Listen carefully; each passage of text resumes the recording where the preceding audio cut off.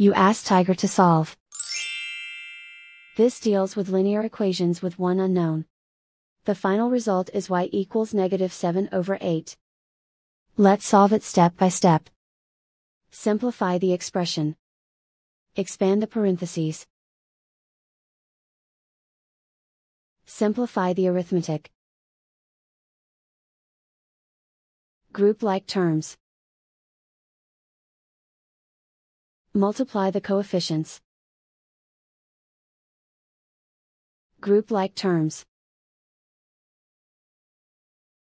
Simplify the arithmetic. Group all constants on the right side of the equation. Subtract 14 from both sides.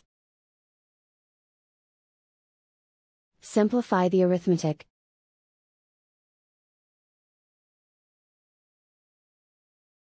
Isolate the y.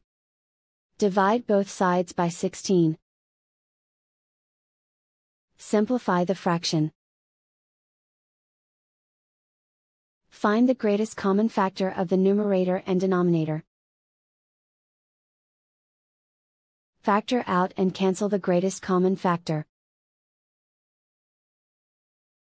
And so the final result is y equals -7/8.